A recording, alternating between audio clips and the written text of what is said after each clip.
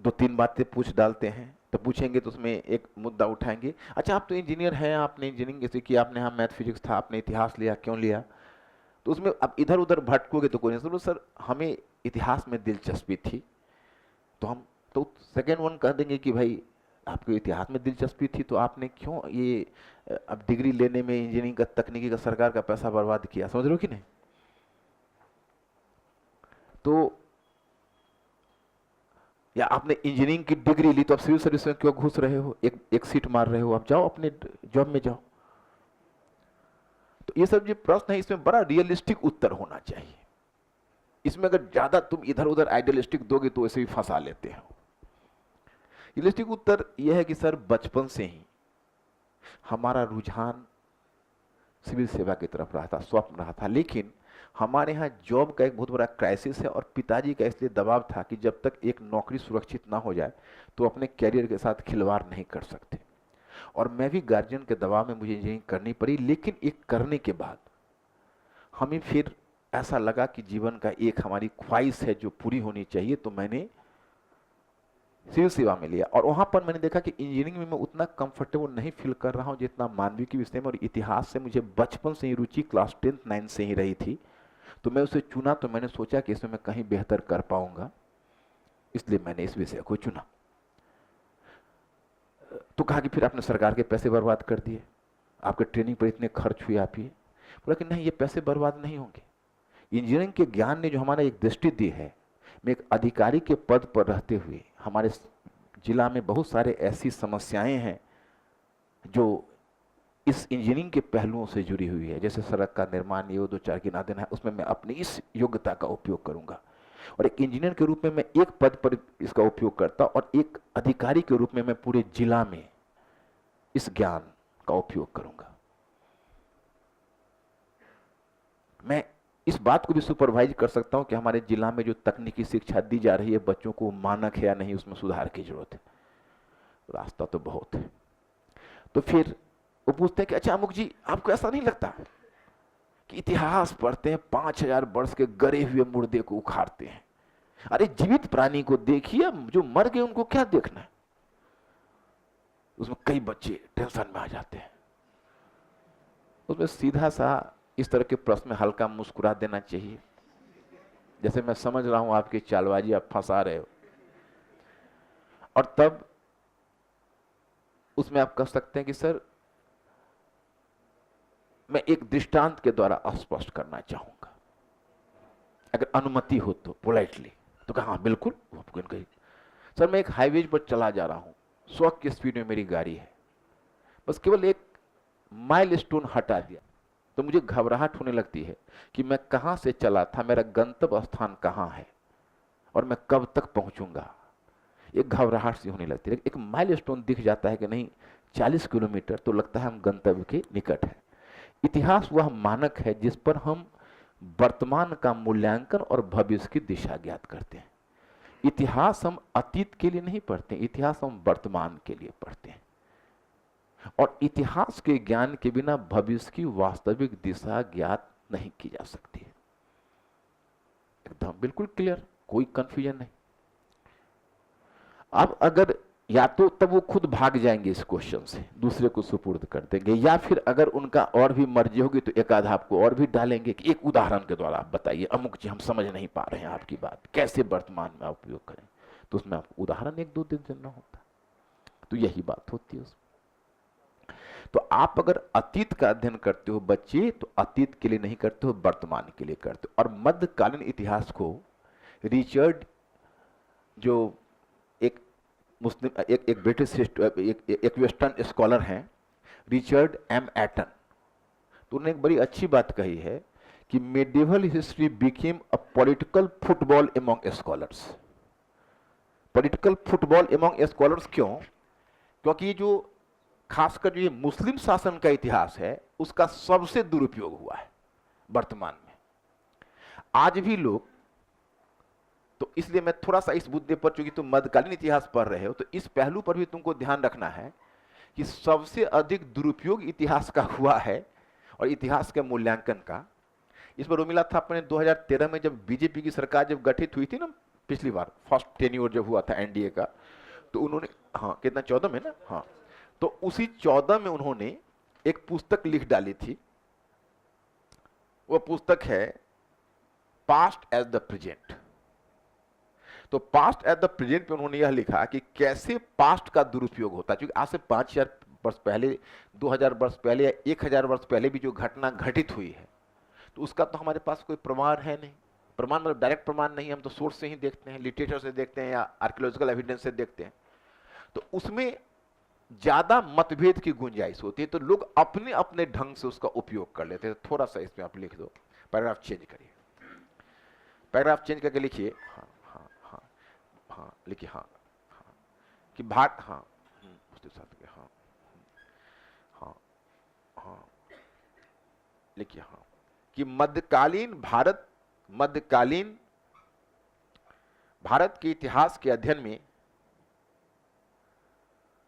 मध्यकालीन भारत के इतिहास के अध्ययन में सबसे अधिक सावधानी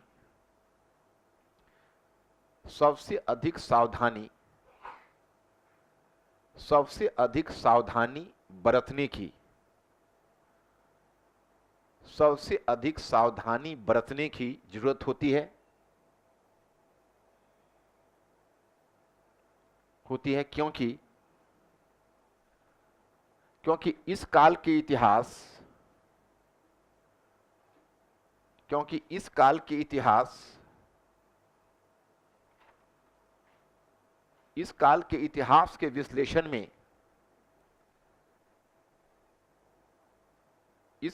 इतिहास के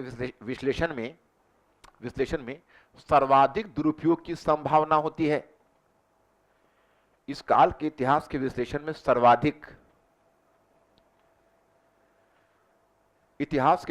सर्वाधिक दुरुपयोग की संभावना होती है। सर्वाधिक दुरुपयोग की संभावना होती है। हाँ देखिए, हाँ हाँ देखिए, हाँ देखिए, हाँ हाँ देखिए, हाँ निम्नलिखित उदाहरणों के द्वारा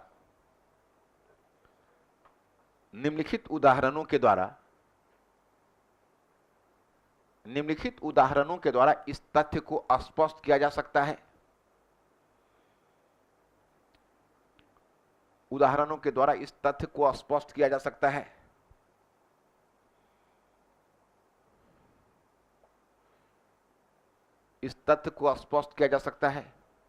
अब देखो बच्चे, यहां में एक कहावत है कि यात्रा शुरू होने से पहले अगर हमें यात्रा का लक्ष्य, यात्रा का स्वरूप, यात्रा के मध्य मिलने वाली चुनौतियां और यात्रा के मध्य मिलने वाले रोमांटिक स्थल का ज्ञान हो, तो यात्रा करना बड़ा दिलचस्प हो जाता है। अन्यथा हम यात्रा शुरू कर दिया, हाँ इस्लाम कैसे उद्भव हुआ, कच्चे ढंग से। जब मैंने आज सोचा तो मैंने सोचा कि ठीक है, इसको अरब क्षेत्र से तो लेके चला आऊंगा, लेकिन एक बार इसको एक आउटलाइन, मैंने टॉपिक तो कल आपको बता दिया, लेकिन एक आउटलाइन मिलना भी मांगता है कि भाई इसमें हमें चाहिएगा क्या, क्वेश्चन का टाइप क्या होता है, समझ रहे हो कि नहीं, किस तरीके से, कितनी संभावना है इस मध्यकालीन भारत के इतिहास में, कितना रुचिकर ये है, कितना दुरुपयोग की संभावना और कितनी सावधानी बरतने की जरूरत है। तो वो मैं अभी आपको इससे स्पष्ट हो जाएगा। क्या लिखा है आपने? तो पूर्ण विराम क्यों दे दिया, उदाहरण नहीं देना क्या? और पूर्ण विराम और डैश दोनों दोगे तो फिर परीक्षक कंफ्यूज हो जाएगा ना। हालांकि परीक्षक तक नहीं पहुंचाना है, तुमको अपने तक ही पहुंचाना है। डैश देकर पॉइंट फर्स्ट, ये रॉ मटेरियल है। परीक्षक के समय जैसे अभी है ना, यहाँ पर जैसे आप इंग्रेडिएंट्स जो सब्जी बनाते हो, इंग्रेडिएंट्स है जैसे ओनियंस है, सब्जी है, ये सबको काट के, ये मसाले हैं, सबको अलग रखे हुए हो, और जब तुमको परीक्षक के पास डालना होगा तो इसको मिला के कुक करके पहुंचाना होगा। अब इसी तरह से इंग्रेडिएंट्स ले लोगे, सर देख लीजिए ये हमने समझा है, इसको आप ले लीजिए, तो ऐसे नहीं होता है। कुछ चीजें आपको खुद के समझने के लिए होती है, जो डायरेक्ट परीक्षक तक नहीं दिया जा सकता है, परीक्षक तक इसको मोल्ड करके दिया जा सकता है ना। तो डैश देकर पॉइंट फर्स्ट लिखिए, और पॉइंट फर्स्ट में लिखिए कि ब्रिटिश इतिहासकारों ने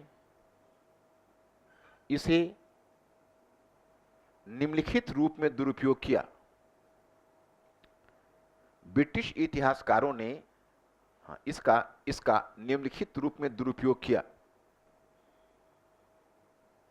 ब्रिटिश इतिहासकारों ने इसका निम्नलिखित रूप में दुरुपयोग किया। निम्नलिखित रूप में दुरुपयोग किया। आप डैश दे दीजिए और डैश देकर पॉइंट ए लिख लीजिए। पॉइंट 1 है ना, तो अब डैश देकर पॉइंट ए में लिखिए कि चूंकि उन्हें ब्रिटिश शासन की महत्ता सिद्ध करनी थी, उन्हें ब्रिटिश शासन की महत्ता सिद्ध करनी थी, महत्ता यानी महत्व, महत्ता सिद्ध करनी थी, इसलिए महत्ता सिद्ध करनी थी, इसलिए उन्होंने कि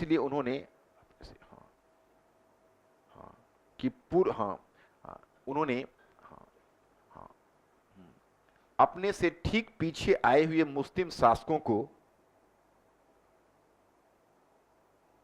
अपने से ठीक पीछे आए हुए मुस्लिम शासकों को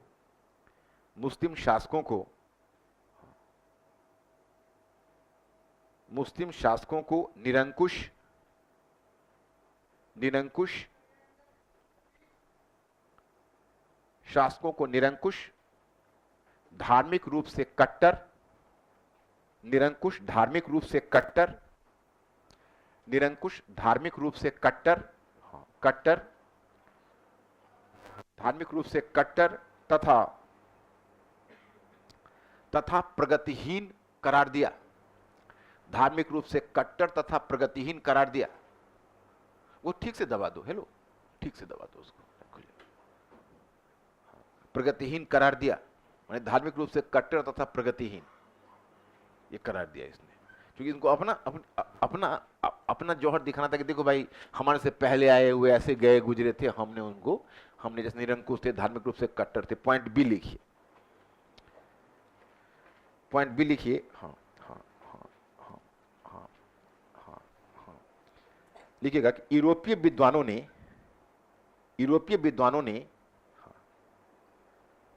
मध्यकालीन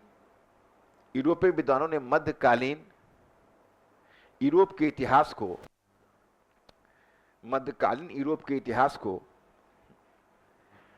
को प्राचीन काल,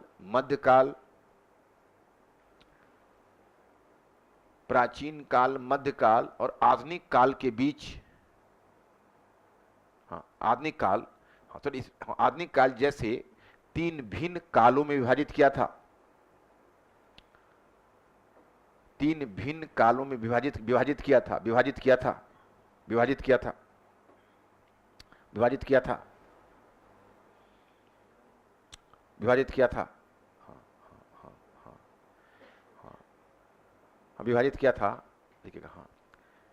लिखिएगा मध्यकाल को यूरोप में कर दो। यूरोप में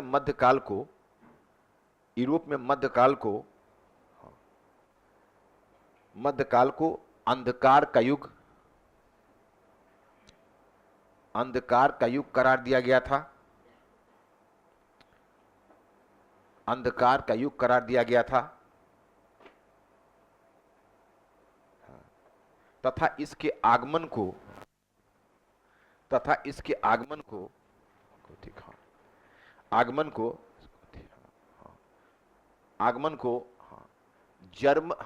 बर्बर जर्मन आक्रमण, बर्बर यानी असभ्य, बर्बर जर्मन आक्रमण, बर्बर जर्मन आक्रमण के कारण घटित हुए पश्चिमी रोमन साम्राज्य, पश्चिमी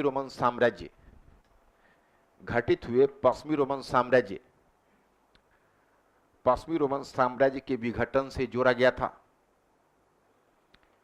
पश्चिमी रोमन साम्राज्य के विघटन से जोड़ा गया था। पश्चिमी रोमन साम्राज्य के विघटन से जोड़ा गया था। हाँ, उसी मॉडल पर ब्रिटिश ने उसी मॉडल पर ब्रिटिश ने मॉडल पर ब्रिटिश ने भारत में मुस्लिम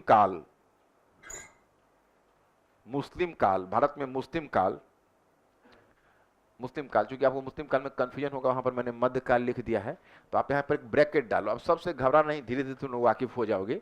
जैसे मैं तुमको बीच बीच में ऐसे ब्रैकेट में कहूंगा तो ऐसे ब्रैकेट में लिख के फिर ब्रैकेट ऐसे बंद कर देना, क्योंकि जो वहां से डायरेक्ट नहीं होगा तो उससे जुड़ जाएगा, उसमें कई चीजों को क्लियर करने में सुविधा होगी।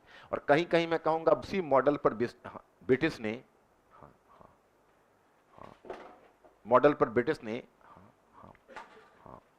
भारत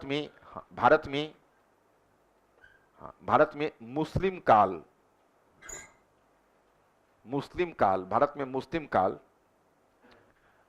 काल चूंकि आपको मुस्लिम काल में कंफ्यूजन होगा, वहां पर मैंने मध्यकाल लिख दिया है, तो आप यहां पर एक ब्रैकेट डालो। अब सबसे घबरा नहीं, धीरे धीरे तुम लोग वाकिफ हो जाओगे। जैसे मैं तुमको बीच बीच में ऐसे ब्रैकेट में कहूंगा तो ऐसे ब्रैकेट में लिख के फिर ब्रैकेट ऐसे बंद कर देना, क्योंकि जो वहां से डायरेक्ट नहीं होगा तो उससे जुड़ जाएगा, उसमें कई चीजों को क्लियर करने में सुविधा होगी। और कहीं कहीं मैं कहूंगा ब्लॉक, तो ब्लॉक में ऐसे लाइन खींच के लिखना, और जहां वो समाप्त हो जाए वहां ब्लॉक से ऐसे घेर देना। ये दो चीजें चलती रहेगी बीच बीच में, ताकि वो आपका जो कॉपी में जब आप पढ़ोगे, रिवाइज करोगे तो क्लियर हो जाएगा। अब यहाँ मुस्लिम काल क्या तो हो सकता है तुम कॉपी में स्वयं पढ़ोगे तो कंफ्यूजन हो जाएगा, इसलिए वहां पर ब्रैकेट डाल दो और ब्रैकेट डाल के लिखो कि यूरोपीय इतिहास, यूरोप के काल विभाजन के विपरीत,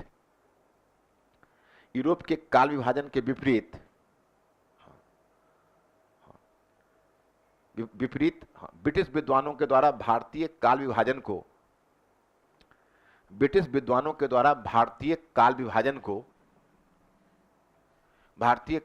को हिंदू काल, मुस्लिम काल और ब्रिटिश काल का नाम दिया गया था। हिंदू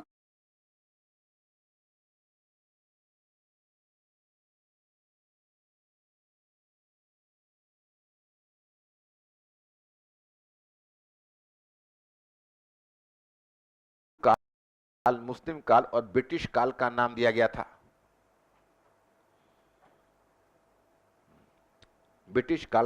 गया था।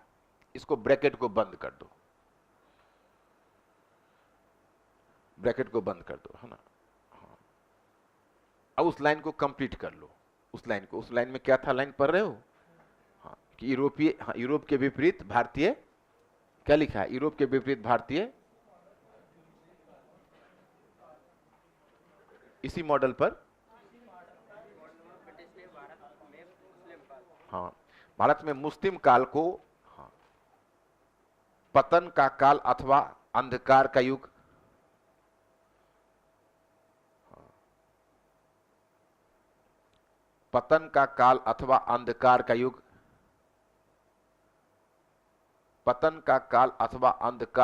करार देने का प्रयास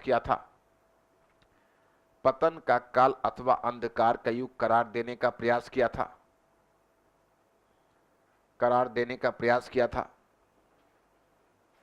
देखो बच्चों, आप घबराना नहीं, जब मैं आपको वर्ल्ड हिस्ट्री पढ़ाऊंगा तो ये बात स्पष्ट होगी। एक्चुअली यूरोप में क्या हुआ था कि एक्चुअली हम लोग तो इतिहास लेखन जो हमारे विद्वानों ने शुरू किया, तो बहुत हद तक पश्चिमी इतिहास लेखन की उन्होंने नकल की है। तो पश्चिम में क्या हुआ था, उन्होंने पश्चिम के इतिहास को उसने प्राचीन काल, मध्य काल और आधुनिक काल में बांटा था। और जेम्स मिल, भारत का पहला इतिहास एक ब्रिटिश ने लिखा है, यह भी एक आश्चर्य का विषय है।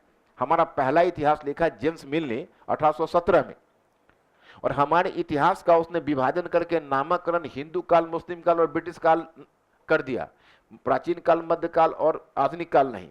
और उधर जो मध्यकाल शब्द है उससे तुलना करते हैं, क्योंकि वहां पर उन्हें मध्यकाल का आगमन दिखाया कि एक पश्चिमी रोमन साम्राज्य हुआ करता था जो बड़ी समृद्ध अवस्था में था। उस पश्चिमी रोमन साम्राज्य पर जब जर्मन आक्रमण हुआ तो जर्मन आक्रमण के कारण वो साम्राज्य टूटकर बिखर गया और यूरोप में मध्यकाल आ गया, और वो मध्यकाल अंधकार का युग था।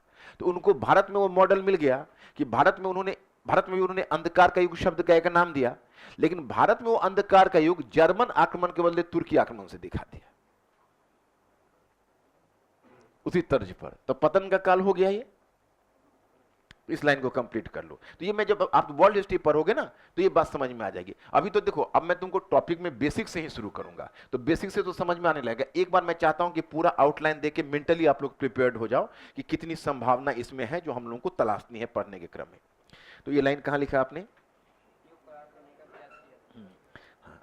करार देने का प्रयास किया था।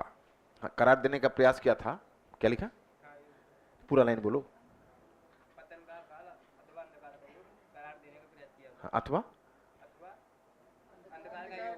हाँ हाँ देने का प्रयास किया था। हाँ, प्रयास किया था। हाँ हाँ, उसी मॉडल पर हाँ, हाँ, भारत में हाँ, हाँ, हाँ, हाँ, हाँ, तुर्की आक्रमण को लिया गया, तुर्की आक्रमण को लिया गया, हाँ, तथा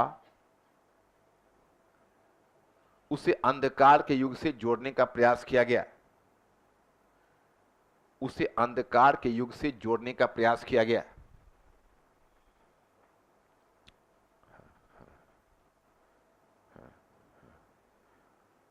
अंधकार के युग से जोड़ने का प्रयास किया गया। अब पॉइंट नंबर सी लिखिए, पॉइंट नंबर सी में लिखिए हाँ हाँ कि ब्रिटिश हाँ, ब्रिटिश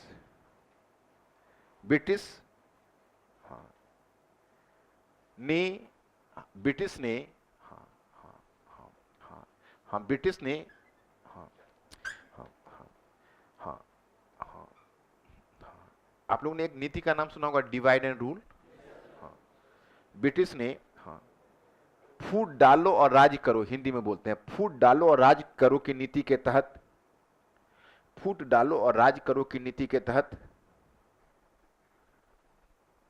राज करो की नीति के तहत हाँ हाँ भारतीय, फूट डालो और राज करो की नीति के तहत भारतीय भारतीय भारतीय समाज एवं इतिहास को, भारतीय समाज एवं इतिहास को धर्म के आधार पर विभाजित करने का प्रयास किया,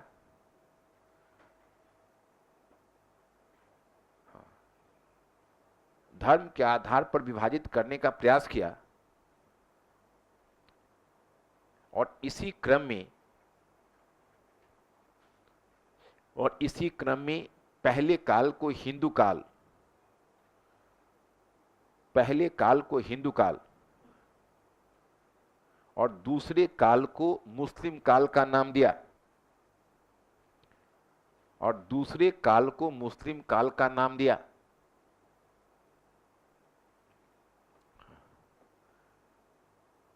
दूसरे काल को मुस्लिम काल का नाम दिया, ओके। तो ब्रिटिश का अपना मोटिव था, तो उसने भी मतलब इतिहास को डिस्टॉर्ट ही किया, जैसा नहीं करना चाहिए। तो पहला आपने टाइटल क्या दिया था ब्रिटिश दृष्टिकोण, या पॉइंट नंबर 1 में क्या टाइटल दिया था? मुझे पॉइंट 2 और पॉइंट 3 भी लिखाना है, इसलिए मैं कह रहा हूं। पॉइंट 1 में क्या टाइटल दिया था, बोलिए। कोई टाइटल भी दिया था पॉइंट 1 में?